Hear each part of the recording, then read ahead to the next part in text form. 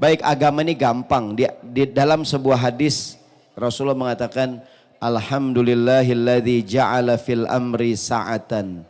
Segala puji milik Allah yang menjadikan dalam urusan agama ini semua jadi mudah. Jadi ada aturannya, tapi ketika kita pengen begini, pengen begitu, agama pun membolehkan. Maka tadi boleh begini, boleh begitu. Ada sebuah hadis Rasulullah mengatakan, yassiru wala tu'assiru wa basyiru wala tunaffiru. Permudah jangan dipersulit, gembirakan jangan ditakut-takuti. Prinsipnya namanya taisir. Apa taisir? Mempermudah. At-taisir fil fatwa. Kalau berfatwa mempermudah.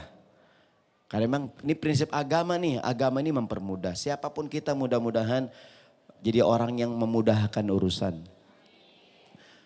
Jadi ustadz, jadi ustazah, jangan nyusahin jamaah. Ya enggak? Kalau ceramah jangan lama-lama, ya enggak? Ya kan? Ada enggak ustadz ceramah kelamaan? Ada. MC udah ngasih kode, kata MC, Ustadz. Apaan artinya nih?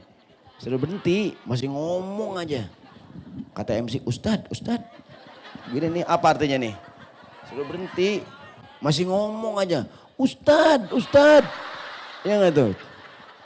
Enggak sabar MC, Ustadz. Langsung ustadznya berhenti. Ya enggak? Ini kan artinya lu gue N.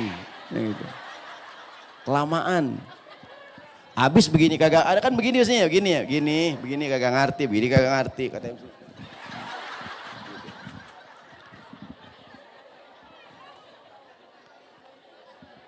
Ya, MC ngasih kode.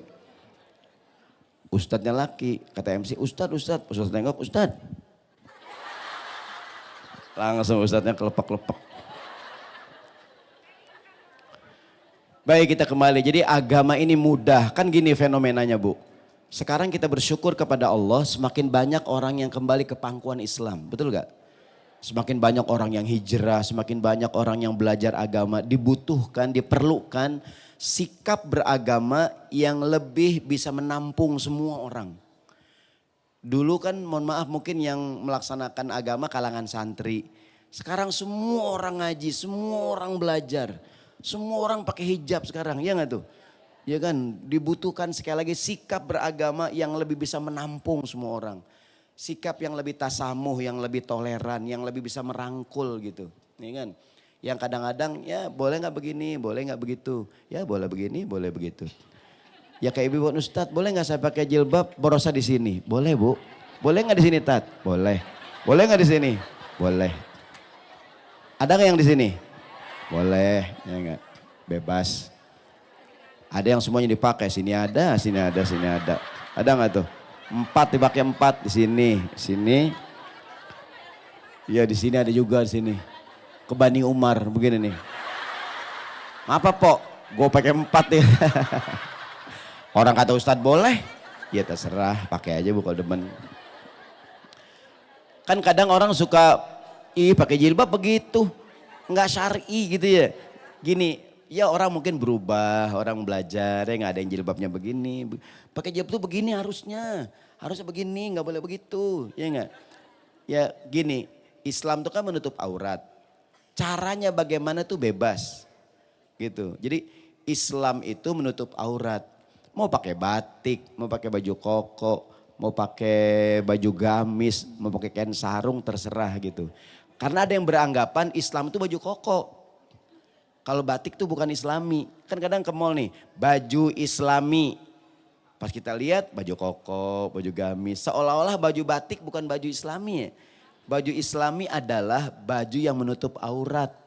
Kalau modelnya terserah. Bebas gitu tuh, ya kan. Kayak mungkin orang Arab pakainya baju gamis panjang. Di Indonesia mungkin ada atasan bawahan, ya enggak. Dia macam-macam dah gitu, macam-macam. Saya ulangi, jadi kajian kita akan berbicara itu. Boleh begini, boleh begitu. Kita mulai dari Qiyamul Lail, sholat tahajud. Ada riwayat an Ghadif ibn al-Haris qala qultu, ada seorang sahabat berkata kepada Aisyah radhiyallahu anha wa ardhaha.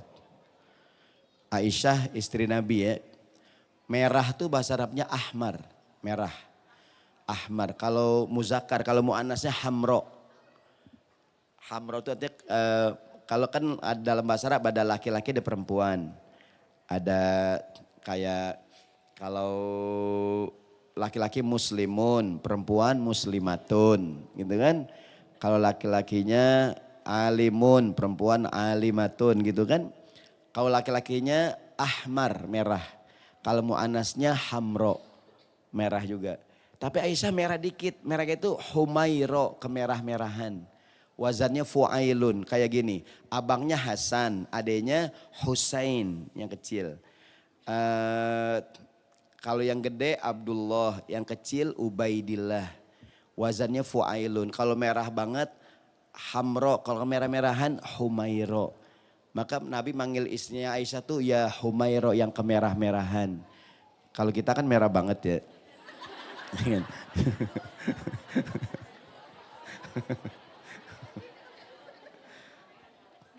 Saya ingat zaman dulu tuh ibu-ibu kan belum ada makeup kayak zaman sekarang. Dulu kalau pulang, tau gak ibu kertas krep yang warna-warni tuh. Itu yang warna merah hilang duluan biasanya tuh. Lompat di rambut duluan tuh buat bibir. Dulu kan gak ada lipstick. Baik, dia bertanya kepada Aisyah istri Nabi, "Ara'aitan Nabiyya sallallahu alaihi wasallam yajharu bi salatihi au yukhafitu biha?" Wahai Aisyah, Nabi Muhammad kalau qiyamul lail bacanya kenceng apa pelan? Kalau Nabi sholat malam, qiyamul lail kenceng pakai suara atau pelan? Qalat, kata Aisyah, rubbama jahara bi salatihi wa rubbama khafat biha. Kata Aisyah, Nabi Muhammad kadang-kadang kalau sholat malam suaranya kadang-kadang dikencengin, kadang-kadang dipelanin. Kan ibu nanya, Ustadz kita kalau qiyamul lail pakai suara apa enggak gitu, dikencengin apa dipelanin? Aisyah ditanya, kata Aisyah, Nabi Muhammad kadang-kadang kalau qiyamul lail aku mendengar bacaan Quran Nabi. Dan kadang-kadang juga aku tidak mendengar. Di ujung hadis kata Aisyah beliau mengatakan, Alhamdulillahilladzi ja'alana fil amri sa'ah. Segala puji milik Allah yang menjadikan dalam urusan agama ini kemudahan. Kan gini, kan qiyamul lail sholat di malam hari. Kebanyakan sholat di malam hari kan jahriyah. Pakai suara. Gitu tuh sholat pakai kayak maghrib, isya gitu. Gimana kalau qiyamul lail? Gini, kalau qiyamul lail boleh disuarakan, mungkin ibu sholat di rumah nih qiyamul lail. Kalau sholat qiyamul lail, sholat sunnah boleh sambil melihat mushaf. Yang kadang-kadang bikin kita malas sholat malam, kita gak punya banyak hafalannya. Gini, bedanya qiyamul lail dengan sholat duha adalah, kalau sholat duha walaupun bacanya pendek-pendek, kalau bisa rakaatnya banyak. Kalau qiyamul lail walaupun cuma 2 rakaat, kalau bisa dirinya lama. Agendanya pada qiyam, apaan qiyam? Berdiri. Jadi kalau qiyamul lail dirinya lama. Nabi Muhammad kata Aisyah sampai kakinya bengkak merah-merah tuh. Kelamaan berdiri. Kita bengkak juga asam urat cuman ya kan gitu tuh. Jadi kalau qiyamul lail walaupun cuma 2 rakaat kalau bisa dirinya lama. Kalau sholat duha yang dilihat jumlah rakaatnya. Walaupun suratnya pendek-pendek kalau bisa jangan cuma 2, 4, 6, 8 gitu tuh bedanya. Nah kalau sholat duha kan siang-siang nih pagi-pagi dia kan siriyah. Kalau qiyamul lail boleh jahriyah, boleh siriyah. Dan juga boleh sambil melihat mushaf. Mungkin ibu sholat nih, kan sekarang banyak Quran yang besar-besar tuh kan. Ya ibu mungkin sambil qiyamul lail ibu baca tuh. Ya kan, boleh gak Ustadz pakai suara? Boleh. Gitu. Jadi boleh dikencengin, boleh dipelanin. Boleh begini, boleh begitu. Ustadz, qiyamul lail apakah harus tidur dulu? Ya kan? Qiyamul lail boleh kita lakukan setelah kita sholat isya. Waktu qiyamul lail adalah habis sholat isya sampai menjelang subuh. Jadi kalau ibu udah sholat isya, ibu udah bisa qiyamul lail. Ustadz bukannya tahajud tuh tidur dulu. Tidur dulu baru bangun. Ada yang mengatakan begini. Pertama dianggap sudah qiyamul lail kalau sudah sholat isya. Ibu habis isya nih. Antar malam kayaknya gak bangun nih ngantuk banget nih. Saya qiyamul lail sekarang dah atau minimal witir. Ya enggak? Ntar malam mungkin nggak bangun, bangunnya subuh udah dianggap qiyamul lail. Nah walaupun waktu yang paling afdol adalah sepertiga malam. Ada yang mengatakan kalau pakai tidur dulu namanya tahajud. Kalau nggak pakai tidur namanya qiyamul lail. Ada ayat di Quran wa minal laili fatahajjad bihi nafilatan laka asa ayyab'atsaka rabbuka maqaman mahmud. Dari sebagian malam bangunlah untuk qiyamul lail. Jadi kata para ulama kalau pakai tidur dulu namanya tahajud. Kalau nggak pakai tidur namanya qiyamul lail. Seperti bulan Ramadan. Bulan Ramadan kata Nabi man qoma ramadhana imanan wahtisaban. Siapa orang yang qiyamul lail di bulan Ramadan dalam kurung tarawih. Tarawih kapan kita kerjain? Habis Isya. Ibu kalau udah tarawih kemudian witir entar malam mau nambah lagi atau tidak nggak jadi masalah kan udah qiyamul lail tadi. Ustadz entar malam saya mau nambah. Kalau gitu jangan witir dulu, witirin entar aja. Cuman kalau nggak witir sekarang entar malam juga jadi kebablasan mendingan witirnya sekalian.